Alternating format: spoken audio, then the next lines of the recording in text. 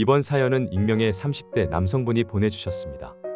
고아라는 사실 하나만으로 세상이 정말 달라지는 걸 아시나요? 저는 세상에서 부모님이 있으신 분들이 제일 부럽습니다. 고아라서 의지할 데가 없어서 사연 보내주셨다고 합니다. 무슨 일이 있었는지 지금 바로 알아보겠습니다. 안녕하세요.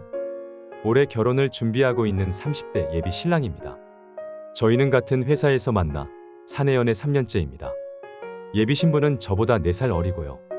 아내와의 연애는 정말이지 행복했습니다. 같은 직장이어서 그런지 서로 공감할 수 있는 부분이 많았어요. 하지만 결혼을 준비하다 보니 여러 가지가 보이기 시작했습니다. 연애 때는 직장과 연봉이 비슷해서 그런지 서로가 불편함을 몰랐습니다. 결혼을 준비하면서 많은 게 달라지기 시작했어요. 아내와의 연봉과 모아둔 돈은 비슷하지만 집, 재산, 부모님의 재산, 학벌 등등 모든 것을 알아가고 둘만의 생활이 아닌 서로의 가족이 묶이기 시작하니까 힘들더라고요. 저는 어릴 때 부모님이 사고로 돌아가셔서 고아입니다. 일가 친척들 집을 돌아다니다가 국가의 지원을 받을 때부터는 혼자 살았습니다. 정말 안 해본 알바가 없을 정도로 열심히 살았습니다. 세상은 저에게 얼마나 무심하고 차가운지 알고 있었어요. 나를 죽이지 못하는 고통은 나를 더 강하게 해줄 뿐이다. 제가 가장 좋아하고 믿는 말입니다. 온몸에 도끼가 가득하게 살아왔습니다. 다행히도 어린 나이에 공부가 소중한 것을 알아서 알바를 하면서도 열심히 공부했어요. 진짜 독종이라는 소리를 들을 정도로 죽을 만큼 열심히 살았습니다. 그렇게 고등학교를 졸업하게 되었고 운이 좋아 서울에 있는 대학교를 들어가게 되었습니다. 지금은 대기업에 입사했고요. 여자친구는 저랑 완전히 반대되는 사람이에요. 화목한 과정에서 태어나 사랑받고 자랐고 부모님 또한 엄청난 사업가입니다. 어렸을 때부터 외국을 돌아다니며 공부를 하였고 외고를 나와 스카이를 졸업했습니다. 공부와 일밖에 할 줄 모르는 저와는 다르게 공부도 잘하고 외국어, 운동, 취미활동까지 잘합니다. 자기 자신을 사랑할 줄 알고 해외여행과 운동을 통하여 자신에게 보상을 주기도 해요. 그런 아내가 저에게는 너무나도 멋있어 보였습니다.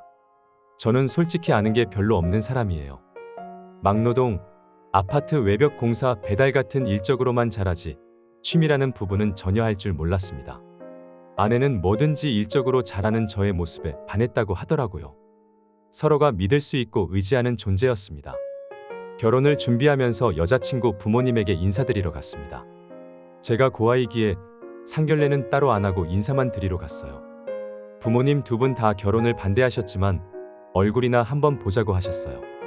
아버님은 호쾌하신 분이었습니다. 요즘 세상에 이렇게 아득바득 사는 사람이 없는데 도끼 있게 살아가는 건 정말 보기 좋구먼. 하지만 도끼만으로는 안 되는 게 많아. 끝까지 한번 뭐라도 보여주게. 완전히 저를 받아들이시지는 않지만 마지못해 받아주는 느낌이었습니다. 하지만 어머님은 완전히 반대하셨습니다.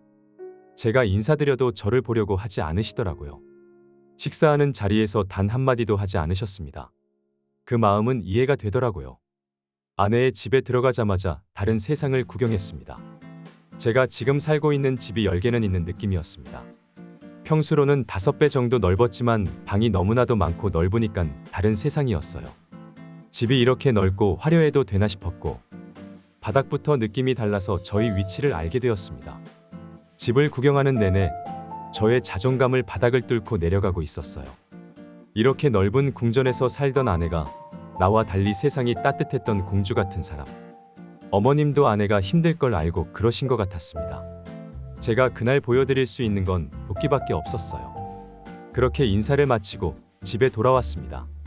정말 힘들어서 소주 한 잔 마시고 펑펑 울었네요. 이때까지 살아오면서 그렇게 힘들었지만 처음으로 부모님 원망을 했습니다.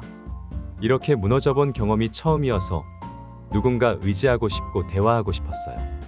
부모님 얼굴이 너무 보고 싶고 목소리가 그립더라고요. 오늘 하루만 통화할 수 있었으면 좋겠다는 생각을 했습니다. 그리고 며칠이 지나고 어머님이 저희 신혼집을 오셨습니다. 저는 그날 야근이어서 집에 가지 못하였고 아내와 집 구경을 했습니다. 어머님은 신혼집을 보시고는 주저앉아서 펑펑 울었다고 합니다. 이렇게 작은 집에서 제대로 된 가구 하나 없이 사는 모습이 마음이 아팠다고 하네요. 뭐가 그렇게 급해서 결혼을 가야 되냐며 아내를 붙잡고 울었다고 합니다. 남자는 군대를 다녀오고 4년제 대학을 나오면 30살은 넘어야 학자금을 갚을 수 있어요. 저는 그래도 열심히 살아왔기에 결혼 전에 1억 정도는 모았습니다. 대출 조금 받아 작은 집 하나 구했어요. 제가 할 수 있는 최선이었고 정말 열심히 살았습니다. 부모님이 돌아가시고 중학생 때부터 알바를 안 한 적이 없고 잠 한 번 편히 잔 적이 없어요. 남에게 피해 끼친 적도 없고 나태하게 살아온 적은 하루도 없습니다. 제가 도대체 어떻게 해야 되는 건가요? 고아라는 이유만으로 세상에서 버려진 채로 살아왔습니다. 근데 저 진짜 포기 안 하고 열심히 살았거든요. 어떻게 해야 할지 도저히 모르겠습니다. 결혼을 준비하는 과정에서 아내는 흔들리고 있습니다. 부모님이 저렇게 반대하시는데 결혼을 급하게 할 이유가 없다고 하네요. 그동안 연애를 하면서 결혼은 천천히 준비하자고 합니다. 아내의 마음도 이해는 갑니다. 하지만 천천히 준비를 한다고 해서 장모님을 만족시킬 수 있을 거라 생각이 안 듭니다. 도저히 마음의 격차를 줄일 방법이 안 보입니다. 아내를 정말 사랑하고 둘은 서로 행복하게 잘 지내고 있습니다. 둘이서 도망갈까도 생각해봤지만 와이프는 절대 가족을 포기하지 못해요. 저도 아내를 절대 포기하지 못합니다. 이제는 결정을 내려야 할 때가 왔습니다. 사회에서 약점을 보이면 항상 저에게 칼로 돌아온다는 걸 알기에 익명으로 사연 보냅니다. 허심탄회하게 술이라도 한 잔 마시면서 이야기하고 싶은데 의지할 데가 없네요. 저는 어떤 결정을 내려야 할까요? 오늘의 사연은 여기까지입니다. 사연을 읽어보면서 정말 배울 점도 많다고 생각했습니다. 지금 최선을 다하고 충분히 열심히 살고 있기에 이제는 조금은 편하게 살아도 될 것 같아요. 오늘 하루도 고생하셨습니다. 누구 하나 의지할 곳 없다는 건 힘든 일이 다가올 때 정말 아프게 다가오죠. 다른 인생 선배분들의 조언 댓글로 부탁드립니다. 오늘의 사연은 여기까지입니다. 사연에 관한 다양한 댓글 남겨주세요. 그리고 신청하실 사연이 있으시다면 아래에 메일 주소로 보내주시면 사연 제작을 도와드립니다.